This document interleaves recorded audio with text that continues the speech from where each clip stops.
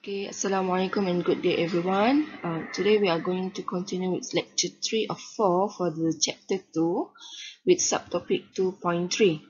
Okay, so for the learning outcome for this part of lecture, at the end of the lesson, students should be able to use the properties of absolute values, and the second one is to solve absolute equations of the form absolute ax plus b equal to c, absolute of ax plus b is equal to cx plus d, absolute of ax plus b equal to absolute of cx plus d, and absolute of ax squared plus bx plus c equal to d. So we have three equations with linear expression, and the fourth one is the quadratic equation. Okay, what is the definition of absolute values? So usually we notice before we call it as modulus, but it's actually absolute because modulus means a different have a different definitions. Okay, on the real number line, the distance of a number x from 0 from the origin is called absolute value of x, is denoted by absolute of x. So it's a distance from 0. So for distance means that we can have to the left side and to the right side. For example, absolute of x is equal to 6, and it can be negative of negative 6. Absolute of negative 6 is equal to 6. Why? Because both of these values have a distance of 6 units from 0. So we have a 6 unit distance from the origin, which is 0, even though it's a negative, because of the unit itself is 6, so we can have absolute negative 6 equal to 6. Okay, aside from its geometrical interpretation, the absolute value of a can be defined as, okay, so if we see absolute of something, we can define this something, this a equal to a if a is positive, negative a if a is negative, less than 0. We found that if a is positive or 0, then the square root of a squared will be a. If a is negative, however, we must write square root of a squared equal to negative a. For example, square root of negative 2 square is equal to negative of negative 2, which is 2. So it always positive if we have absolute. Thus, for any real number a, it can be square root of a squared is equal to absolute of a. For example, square root of 7 squared is equal to absolute of 7, which is equal to 7. And square root of negative 7 squared is equal to absolute of negative 7, which is equal to 7. Okay, these are some properties of absolute values. We can use these properties to solve any equation related to absolute values. So the first one, absolute of a, always positive value, can be more or equal to 0. For example, absolute of 3 is equal to 3, which is equal to more than 0. Absolute 0 is equal to 0. Absolute negative 3 is equal to 3, which is more than 0. Second one, absolute of a is equal to absolute of negative a. So it didn't matter with the sign. It's just we just need to see the magnitude, which is a. So absolute of 5 is equal to negative absolute of negative 5, which is equal to 5. Both are equal to 5. The third one, commutative. Absolute of a plus b equal to absolute of b plus a. For example, addition between negative 2 plus 6, the absolute value is equal to addition between 6 and negative 2. So it's a commutative lah. So negative 2 plus 6 is 4. 6 minus 2 is equal to 4 also. So both are 4. The fourth one is the subtraction between two values a minus b, it will be commutative also. It's equal to b minus a. Let's see some example. 10 minus 3, absolute values will be equal to absolute of 7, which is equal to 7. It can be also 3 minus 10, which is negative 7. The absolute values of negative 7 is still 7. Okay. The fifth one, absolute of a multiplied with b can be separated into multiplication between two absolute, which is absolute a multiplied with absolute b.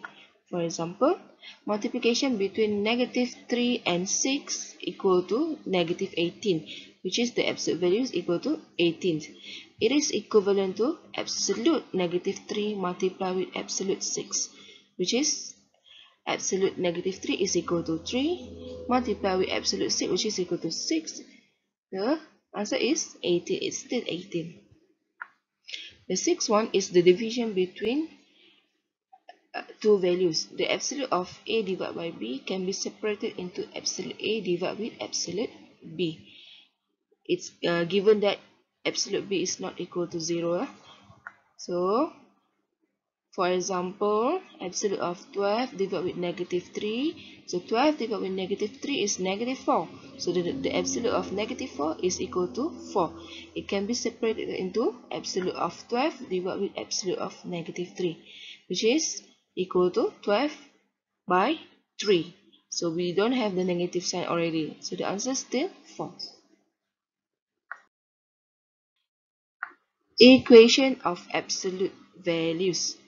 So we know the definition of absolute values. So if we have some equations x with some values, so absolute of x is equal to a, where a is more positive, so it can be defined. So we call it as defining the absolute equation. This x is equivalent to a, or x also can be equal to negative a. So we have equation, we have to define. Okay, it will have two results. So let's see here. It gives you absolute of a equal to a, negative absolute of negative a also equal to a. So to solve this problem, such as absolute of ax plus b equal to c, we can use the basic definition, which is this is the basic definition, or we can use squaring both sides. This is for equation, okay? So for equation, we can use both basic definition and squaring both sides. So the short form here, we can call it as SBS. Let's do some example. So the first question A, absolute of x equal to 4. So directly we can use the basic definition, means that x can be equal to 4 or x equal to negative 4. The second method, by squaring both sides. So what we will have, absolute of x equal to 4, we put square on both sides. Okay, squaring both sides, what we will have is the left hand side is equal to x squared, the right hand side equal to 16. So how we solve for quadratic? This is a quadratic equation. So how we solve the quadratic equation? You just have to factorize or just bring the square root to the right side. So what will we have? We will have two values. It should be positive and negative. So the proper way to write down this answer is x squared minus 16 equal to 0, which is x minus 4, x plus 4 equal to 0. So the answer should be x equal to 4 and x equal to negative 4. So we have the same answer for both methods. Okay, for question B, absolute of x plus 8 equal to 2. The first method, which is the basic definition, we can use x plus 8 equal to 2 or x plus 8 equal to negative 2. So why we put the negative on this side? It's easier. So actually we can just put negative of x plus 8 equal to 2, because this absolute that have a positive or negative number. But it's easier to put on the right hand side because we have only one term on the right hand side, so you can use either one lah. So for each of these part, so for x plus 8 equal to 2, it should be x equal to negative 6. For x plus 8 equal to negative 2, x equal to negative 10. So we have these two answers. For the second method, which is by using the squaring both sides, what we have, we just square on both sides and then expand. This is like we have a bracket here, normal bracket. So expand x plus 8 square equal to x squared plus 16x plus 66, and then the right hand side, 2 squared equal to 4. So we bring the 4 to the left hand side. So we have x squared plus 16x plus 60 equal to 0. So this is a quadratic equation. We just have to factorize. Okay, so factorize this equation. We get x plus 6 multiplied with x plus 10 equal to 0. So the answer will be x equal to negative 6 or x equal to negative 10. Okay. Okay, for question C, absolute of 5 plus 3 equal to 2x plus 9. So we have absolute on one side only with ax. This is the form of ax plus b, absolute of ax plus b equal to cx plus d. So what we can do, by using the basic definition, we just have to define 5x plus 3 equal to 2x plus 9, or 5x plus 3 equal to negative of 2x plus 9. So we can put negative on either side. So if you want to use negative of 5x plus 3 equal to 2x plus 9, also fine. Okay, so solve for each side. So we have 3x equal to 6, and so x equal to 2. For the right side, this part, so 5x plus 3 equal to negative 2x minus 9. So 7x equal to negative 12. So x equal to negative 12 over 7. So both are the answers. For question D, so for this one, we have 2x plus 6, absolute of 2x plus 6 equal to absolute of x minus 1. So we can use the second method, which is easiest lah. Kalau you nak guna first method, we just have to define the plus and negative part lah. We don't have 4 parts, just 2 parts. So for this one, I like to use the squaring both sides, the SBS method. We just have to square both sides. So we just expand as usual. So we have the left hand side equal to 4x squared plus 24x plus 36, and the right hand side equal to x squared minus 2x plus 1. So it is a quadratic. So quadratic, how to solve quadratic? Make sure the right hand side equal to 0. So we have 3x squared plus 26x plus 35 equal to 0. So by factorizing the equation, we have 3x plus 5 multiplied with x plus 7 equal to 0. So the answer is x equal to negative 5 over 3 or x equal to negative 7. Okay, for question E, so there is a division between two linear here. So absolute of x plus 1 divided with divide with x minus 3 equal to 2. So by using the properties, we can separate these two absolute lah. So by using the basic definition, so it will be x plus 1 over x minus 3 equal to 2, or x plus 1 over negative 3 equal to negative 2. So we put negative on the right hand side.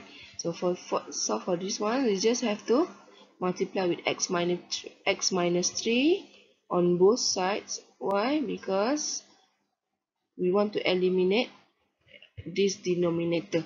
So we have x plus 1 equal to 2 multiplied with x minus 3 on the right hand side. And then solve for this linear equation, negative x equal to negative 7. So x equal to 7. For the right hand side, it will be x plus 1 equal to negative 2 multiplied with x minus 3. So 3x equal to 5. So x equal to 5 over 3.